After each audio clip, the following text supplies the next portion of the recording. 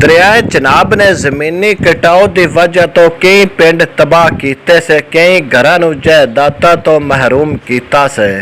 कई घर पिंड छड्ड के किसी दूसरी जगह ते जाके वसन लग पे ने, जिंदे विच चाह चौरा, छन्नी कानाल, महमूदपुर, बून फाजल, कोट दैम, मारत कोट गाजी, मलांवाला, बुरज फत्तू की जमीन दरिया चनाब अपनी लपेट विच ले लई से। हुण तक दरिया चनाब ने कई हज़ारा एकड़ जमीन दरिया बुरद हो गई है। इन्हां पिंडां आलियां ने जमीन दरिया बुरद होने के हवाले नाल हर जगह ते अपना एहतजाज गौरमेंट नूं रिकॉर्ड करवाया गया है।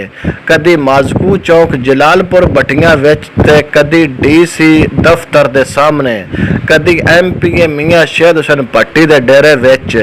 इन्हां पिंडां आलियां अपनी आवाज़ बुलंद कीती है ना। गांव महमूदपुर दी हुण तक तकरीबन 1000 तो ज़्यादा जमीन दरिया बुरद हो गई है। महमूदपुर दे विच सबका MNA चौधरी शौकत अली भट्टी, सबका MPA मियां मामून जाफर तारड़, DC ते AC महकमा अनार दे अफसर भी महमूदपुर दी आवाम नूं दिलासा दे के गए ने। असी दरिया चनाब दे विच जमीन दरिया बुरद होण दे नाकू बनावांगे, जिहड़ी PTI दी हुकूमत कोलों ना बन सके। 2024 दे इलैक्शन कैंपेन दे विच इन्हां पिंडां विच MPA मियां शहीद हुसैन भट्टी ने इस आवाम दे नाल वादा कीता सी कि अगर मैं MPA बन गया तो मैं ये नाकू बनावांगा। फिर 8 फरवरी नूं इस आवाम ने अपने पिंड दी कास्टिंग तो वध के वोट मियां शहीद हुसैन भट्टी नूं दिता है। फिर मियां शहीद हुसैन भट्टी MPA बन गए ने, फिर हुकूमत भी उन्हां दी बन गई है।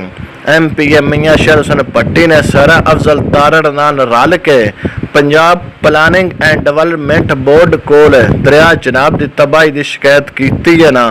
अगर दरिया चनाब दे नाकू बन ना बनाया गया तो फिर सारी जमीन दरिया दे विच टुर जाएगी। Punjab planning and development board आलियां ने सरा अफजल तारड़ ते मियां शहीद हुसैन भट्टी की गल सुन के चनाब दे नाकुआं वास्ते 84 करोड़ 99,66,000 रुपए की मंजूरी दे छड्डी है ना।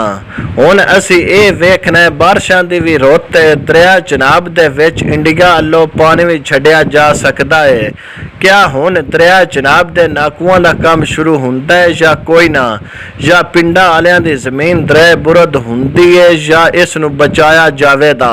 ये ते हुण साडे MPA दे हत्थ वासे ये ना होवे ते दरिया दे विच पानी आ गए हुण ये काम नहीं हुंदा।